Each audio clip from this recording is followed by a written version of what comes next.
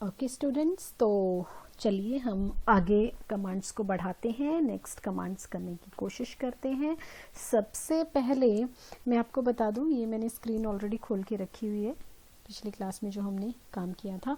अभी मैं आपको दो नए टेबल्स के साथ इंट्रोड्यूस करवाने जा रही हूँ जो मैंने ट्राई डेटाबेस के अंदर ऑलरेडी ओपन किए हुए हैं। तो मैं एक बार आपको शो डेटाबेसेस करके बता देती हूँ,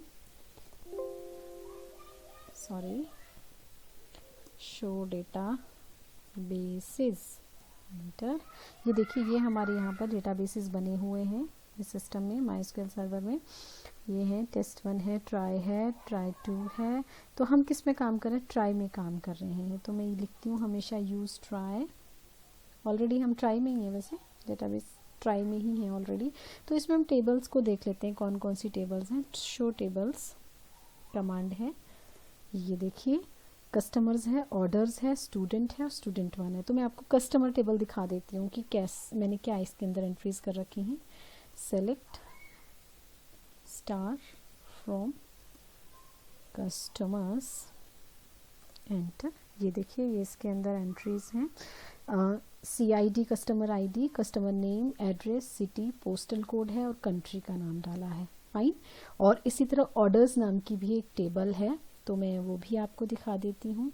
सेलेक्ट स्टार फ्रॉम ऑर्डर्स।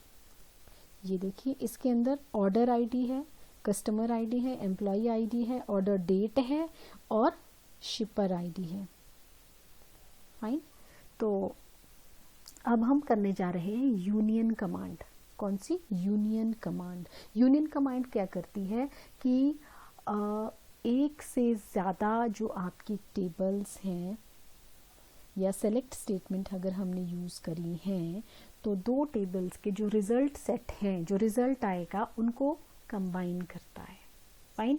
देखते हैं पहले, फिर मैं आपको समझाती हूँ। हम इसके लिए लिखेंगे सेलेक्ट, मान लीजिए मैं सिटी सेलेक्ट करना चाहती हूँ, city from customers. Select city from customers, फिर मैंने लगाया यूनियन। यूनियन, फिर एक और कमांड लगेगी इसमें, सेलेक्ट सिटी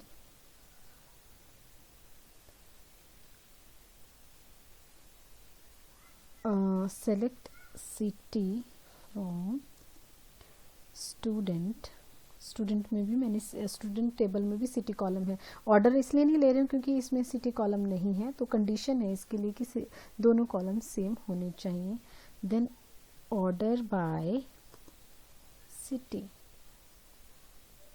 ऑर्डर बाय में स्पेस है, स्पेस दे देते हैं, सेमीकोलन लगा लेते हैं। ये देखिए क्या कमाल हुआ। कमाल ये हुआ कि जो कस्टमर नाम की टेबल में सिटीज थी और ऑर्डर जो स्टूडेंट नाम के अंदर सिटीज थी, वो सारी की सारी अल्फ़ाबेटिकली सॉर्ट होके यहाँ पर, ये देखिए, बाली, बॉम्बे, दिल्ली, हमीरपुर, हांगकांग, इस्लामाबाद, कंधार, कांगड़ा, काठमांडू, किन्नौर, लाहौर, लुधियाना, मैड्रिड, शिमला, ऊना।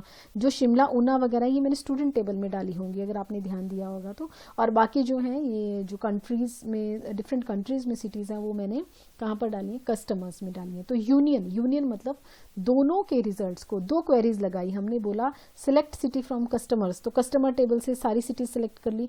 फिर union select city from student, student table से भी सारी सिटीज उठा ली और ऑर्डर बाई कर दिया उनको, किससे? सिटी के बेसिस पे। फाइन। तो असेंडिंग ऑर्डर में इसको ऑर्डर कर दिया। तो देखिए, जो यूनियन हम यूज करते हैं, इसकी एक वेरिएशन है यूनियन ऑल, भी हम यहाँ पर लिख सकते हैं। डिफरेंस क्या है दोनों में कि जब हम यूनियन लिखते हैं तो ये डिस्टिंक्ट सिटीज को ये दिखाता है, अलग अलग सिटीज को। लेकिन अगर आप देखिए, जो हमारी वो टेबल है ना, स्टूडेंट टेबल है, तो उसमें शिमला जो है 2-3 बार आया है। तो जब मैं यूनियन ऑल करूंगी तो वो डुप्लीकेट एंट्रीज को भी उठाएगा। तो देखिए, करके ही देख लेते हैं इसको भी। यूनियन ऑल लिखना है बस हमने यहाँ पर, और इसका एंट्री देखिए, शिमला 4 बारी है ना, कांगड़ा 2 बारी है, तो वॉशिंगटन तीन चार बार है। वॉशिंगटन, एक जगह तो वॉशिंगटन डीसी है, कोई बात नहीं। काठमांडू 2 बारी है। तो इस तरह से इसमें जब हम यूनियन ऑल करते हैं तो ये सारी की सारी दोनों टेबल्स की सभी एंट्रीज को उठाता है, भले ही वो डुप्लीकेट क्यों ना हो। तो this is union and union all command. Next हम आते हैं ग्रुप बाय कमांड। नेक्स्ट कौन सी है? Group by, GROUPBY, group by. इसका मतलब है to group rows that have same values into a summary rows. Grouping करता है एक तरह से। एक मिनट, सॉरी, यूनियन और यूनियन ऑल के बारे में मैं आपको कुछ बता दूं कि इसके बारे में पहली बात ये है कि जो यूनियन के अंदर हम जितने भी कॉलम्स लिखेंगे ना, जैसे मैंने यहाँ पे लिखा सेलेक्ट सिटी, तो एक कॉलम ही लिया मैंने इसमें से कस्टमर टेबल में, तो उसी तरह मैं इसमें से स्टूडेंट टेबल में से एक ही कॉलम लूंगी। और दूसरी चीज की जो भी कॉलम मैं यहाँ पर लूंगी और यहाँ पर लूंगी मैं, ठीक है, स्टूडेंट टेबल से या कस्टमर टेबल से, उनकी डाटा टाइप भी सेम होनी चाहिए और ऑर्डरिंग भी सेम होनी चाहिए। अगर मैंने यहाँ सिटी कॉमा नेम लिया है तो यहाँ पर भी मुझे सिटी कॉमा नेम ही लेना पड़ेगा। यूनियन का मतलब सेम तरह के कॉलम्स को उठाएगा, ये सेम एंट्रीज को उठाएगा। ऐसा नहीं है कि आप सिटी के साथ यहाँ पर मोबाइल नंबर ले लो, कस्टमर से सिटी उठा ली और इधर से मोबाइल नंबर ले गया, उसका यूनियन नहीं करेगा। ये सेम डेटा टाइप होना चाहिए। फाइन, तो आप समझ गए होंगे। नेक्स्ट है ग्रुप बाय। अब देखिए ग्रुप बाय क्या कमाल करता है। ग्रुप बाय, एक तो मैं आपको बता दूं कि ये एग्रीगेट फंक्शंस के साथ लगता है। एग्रीगेट फंक्शंस कौन से हैं? काउंट, मैक्स, मीन, सम, एवरेज, जो हम पहले कर चुके हैं, इनको एग्रीगेट फंक्शंस कहते हैं। ठीक है, तो आपको अपना जो रिकॉर्ड है या जो भी आपको रोज हैं जो आप रिपोर्ट जनरेट करना चाहते हैं, उसको एक पर्टिकुलर ग्रुपिंग फॉर्म में करना चाहते हैं, तो उसके लिए हम इसको यूज करते हैं। ये है आपका सेलेक्ट, जैसे मैं काउंट फंक्शन लगाती हूँ, COUNT, काउंट लगाया मैंने CID पे, कस्टमर की जो ID है उसके ऊपर, कॉमा, फिर मैंने लिखा यहाँ पर country from customers, group by, GROUP, group by country, COUNTRY, country के बेसिस पे ये ग्रुपिंग कर देगा। पहले तो काउंट करेगा CID, ठीक है, और कंट्री के बेसिस पे ग्रुपिंग कर देगा। देखिए कैसे, ये देखिए, ये ID है, ये बताएगा, अकाउंट लगाया हमने CID पे, ये चेक करेगा कि कंट्री के बेसिस पे अफगानिस्तान कितनी बार है, 1 बार है, चाइना कितनी बार है, 2 बार है, इंडिया कितनी बार है, उस कंट्री जो कंट्री कॉलम है, इंडिया 3 बार है। काउंटिंग कर रहा है ना, ये देखो काउंट फंक्शन लगाया हमने, तो काउंटिंग कर रहा है कि कंट्री जो है, कंट्रीज जो हमने लिखी हैं वो कौन सी कंट्री कितनी बार है। इंडोनेशिया 1 बार है, नेपाल 2 बार है, पाकिस्तान 2 बार है, स्पेन 1 बार है, USA 4 बार है। आप यहाँ पर चेक भी कर सकते हैं। ठीक है, आप जो इसका कस्टमर टेबल है उसको आप सेलेक्ट स्टार करके देख लीजिए, सेलेक्ट स्टार फ्रॉम कस्टमर्स, यहाँ से आपको एंट्रीज पता चल जाएंगी। ये देखिए, यहाँ से आप काउंटिंग भी कर सकते हैं कौन कौन सी कंट्रीज कितनी बार है। ये तो इसलिए काउंटिंग कर पा रहे हैं आप क्योंकि टेबल छोटी है। देखिए हमारा डेटाबेसेस बहुत लार्ज, बहुत ह्यूज डेटाबेसेस होते हैं, तो वहाँ पर इस तरह से मैन्युअली काउंट करना इज नॉट पॉसिबल। तो वहाँ पर इस तरह से हम ग्रुपिंग कर सकते हैं, काउंटिंग कर सकते हैं, ग्रुप बाय कमांड का यूज कर सकते हैं। फाइन, तो ये आपकी ग्रुप बाय कमांड थी। इसके बाद हम देखेंगे अभी next command having clause command नहीं इसको बोलेंगे हम, हैविंग क्लॉज। तो हैविंग क्लॉज के बारे में क्या है कि देखिए जो वेयर क्लॉज हम लिखते हैं ना, उसमें हम एग्रीगेट फंक्शंस नहीं लगा सकते हैं। फाइन, उसमें कंडीशंस ही लगा सकते हैं, लेकिन हम जो आपके मिनिमम है, मैक्सिमम है, काउंट है, इस तरह के हम एग्रीगेट फंक्शंस उसके साथ नहीं लगा सकते हैं। तो उस ड्रॉबैक को कंप्लीट करने के लिए हैविंग क्लॉज यूज किया जाता है। जैसे कि मान लीजिए यही वाली कमांड हम लेते हैं कि select count CID country from customer, group by किया हमने कंट्री के बेसिस पे, और जैसे मैंने यहाँ पर मैं चाहती हूँ कि मेरे पास वही कंट्रीज आए जिनका काउंट जो है, जिनका काउंट जो हमने CID पे लगाया था, हाँ, जिनकी काउंटिंग जो है वो किससे करूँ मैं, काउंटिंग में लगा देती हूँ कि ग्रेटर देन 5 है ना। जिन कंट्री के नाम 5 से ज़्यादा बार आ रहे हैं सिर्फ उन्हीं का नाम है। अब क्या दिखाया इसने, एम्प्टी सेट, कोई कंट्री ऐसी नहीं है। उस हमारे कॉलम के अंदर। तो इसको मैं थोड़ा सा चेंज करती हूँ, यहाँ पर मैं लगा देती हूँ 1। ठीक है, तो अब ये देखिए जो जिन भी कंट्रीज का काउंट 1 से ज़्यादा है उनके यहाँ पर नाम डिस्प्ले हो गए। तो देखिए यहाँ पर अदरवाइज हम वेयर क्लॉज लगा सकते थे, बट वेयर क्लॉज की प्रॉब्लम क्या है कि वहाँ हम ये एग्रीगेट फंक्शन नहीं लगा सकते हैं, है ना। तो उस ड्रॉबैक को कंप्लीट करने के लिए यहाँ पर क्या यूज़ किया जा रहा है, यहाँ पर यूज़ किया जा रहा है हैविंग क्लॉज का, है ना। तो ये आपने स्पेशली ये लाइन अपनी नोटबुक में जब नोट्स बनाओगे तो वहाँ पर आपने लिखनी है ये बात। फाइन, उसके बाद हम करते हैं एग्जिस्ट कमांड। क्या करेंगे हम, एग्जिस्ट कमांड किस लिए होती है, it is used to test for the existence of any record in a sub query. अब मैं आपको सब क्वेरी के बारे में भी बताऊंगी कि सब क्वेरी क्या होती है और मेन क्वेरी क्या होती है। क्वेरी का मतलब है क्वेश्चन, जैसे हमने ये लगाया सिलेक्ट काउंट CID, इसको क्वेरी कहते हैं, क्वेरी मीन्स क्वेश्चन। फाइन, तो एग्जिस्ट किस लिए होता है कि सब क्वेरी में कोई आपका रिकॉर्ड एग्जिस्ट कर रहा है या नहीं कर रहा है, उसके लिए यूज किया जाता है। तो इसको हम फटाफट से देख लेते हैं।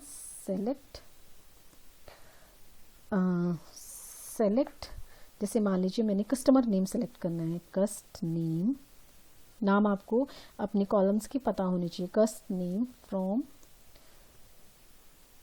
कस्टमर्स टेबल का नाम, वेयर अब लगेगा यहाँ पर एग्जिस्ट, वेयर एग्जिस्ट, उसके अंदर एक और क्वेरी लगानी है हमने। क्या क्वेरी है वो, अब हम यहाँ पर 2 टेबल्स का यूज कर रहे हैं। Select order ID from orders where clause लगाना पड़ेगा, where order ID where order dot CID, एक मिनट, where order dot CID is equal to customers dot CID, customers dot CID and order date is equal to, यहाँ पर मैंने डाल दिया, जैसे ये मान लीजिए कि 2020 ऐसी एक डेट डली हुई है उसके अंदर, तो एक रिकॉर्ड तो हमारे पास डेफिनेटली आएगा 7/23। फाइन, इस तरह से ये देखिए स्टूडेंट्स, इसको ध्यान से देखना है आपने। इसको मैं थोड़ा ऊपर कर देती हूँ। यहाँ पे देखिए select customer name from customers, customer से हम कस्टमर नेम लेना चाहते हैं, वेयर एग्जिस्ट वो वाला कस्टमर नेम आए, वेयर एग्जिस्ट। अब ये चेक करेगा कि जो अंदर ये क्वेरी लगाई है इसको हम सब क्वेरी कहते हैं, ये जो इन ब्रैकेट्स के अंदर लगाई सब क्वेरी है। Select order ID from orders where order dot CID is equal to customers dot CID। देखो ये वाला जो CID कॉलम है, जब भी हम 2 टेबल्स को आपस में रेफर करने की बात करते हैं तो एक कॉलम उनमें कॉमन होना चाहिए। तो ऑर्डर्स और कस्टमर्स टेबल में CID कॉलम कॉमन है। तो ऑर्डर डॉट CID की बात हम कर रहे हैं, तो इसका मतलब ये ऑर्डर के अंदर है, ऑर्डर्स आएगा यहाँ पे, टेबल का नाम ऑर्डर्स है,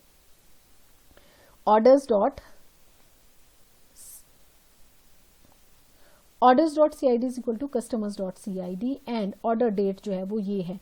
अगर ये वाला रिकॉर्ड वहां मिलता है, ये क्वेरी जो है वो ट्रू होती है, तभी ये वाली तो फिर ये वाली क्वेरी जो का डाटा यहाँ पर पास होगा। मतलब अगर ये क्वेरी ट्रू होती है, हम चेक कर रहे हैं कि इस तरह का कोई रिकॉर्ड एग्जिस्ट कर रहा है ऑर्डर्स टेबल में, अगर है तो फिर ये वाली क्वेरी उस हिसाब से रिजल्ट देगी। तो इसको एंटर करके देखते हैं। ये देखिए एक नेम हमें ऐसा मिल गया। मैं आपको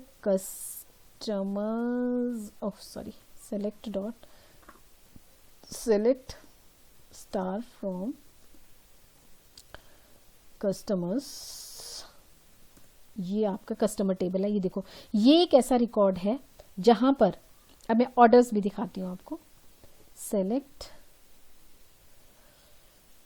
स्टार फ्रॉम ऑर्डर्स, ये देखिए ये दोनों टेबल को ध्यान से देखिए।